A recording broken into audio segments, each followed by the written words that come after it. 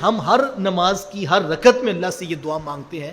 ہمیں یہود و نصارہ کے رستے پر نہ چلانا، ان کے رستے پہ چلانا جن پر تیرا انعام و اکرام۔ امت محمدیہ کی ہی صرف مثال لے لیں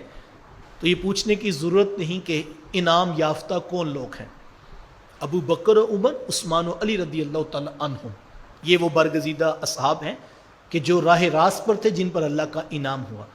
تو ہم اپنی ہر نماز کی ہر رکعت میں اللہ سے یہ مانگ رہے ہوتے ہیں، یا اللہ ہمیں ان پاکیزہ لوگوں کے رستے پہ چلا دے اور یہود و نصارہ کے رستے پر ہمیں نہ چلانا۔ مجھے اور آپ کو اس کا جائزہ ضرور لینا چاہیے کہ 20 سال ہو گئے ہمیں نماز پڑھتے ہوئے، 5 وقت ہر روز ہر نماز کی ہر رکعت میں ہم اللہ سے یہ دعا مانگتے تھے، یا اللہ یہود و نصارہ کے رستے پر نہ چلانا۔ روزانہ آ کے کہتے تھے نا،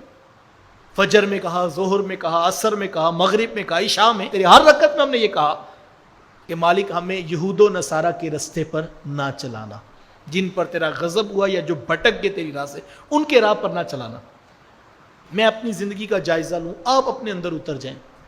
20 سال ہو گیا ہمیں قیام کی حالت میں اللہ کے حضور یہ دعا مانگتے ہوئے، تو ہم دیکھیں اپنی زندگی میں کہ ہم کہیں ان کے رستے پہ تو نہیں چل رہے۔ اپنی شادی بیاہ کی رسومات سے لے کر اپنا انداز معاشرت، اپنا طرز زندگی دیکھیں، اپنا فیشن، اپنا سٹائل، اپنی بود و باش دیکھیں، کہیں ہم انہی کے رستے پہ تو نہیں چل رہے۔ تو اگر ایسا نہیں ہے، ہمارا کلچر، ہماری ثقافت، ہمارا رہن سہن، ہمارا اوڑھنا بچھونا، ہماری بود و باش، طرز زندگی، انداز معاشرت، ہماری فیشن، ہمارے سٹائلز، ہماری خوشیاں، ہمارے فیسٹیولز، ہماری سیلیبریشنز، ہماری تقریبات، اگر تو ان میں ایسی کوئی چیز نہیں ہے، نہ کوئی یہود کی رسم ہے، کوئی نہ نصارہ کا رنگ ہے، تو پھر میں اللہ کا شکر ادا کروں کہ جو 15-20 سال سے مجھے نماز میں سورۃ الفاتحہ کی تلاوت حاصل تھی، وہ دعا میری رب نے قبول کر لی، اور آج میں الحمدللہ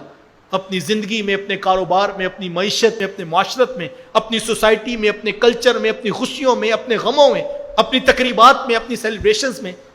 میں اللہ کا شکر ادا کروں کہ ان کا کوئی رنگ میرے ہاں نہیں موجود۔ تو میں سر سجدے میں رکھ کے شکر ادا کروں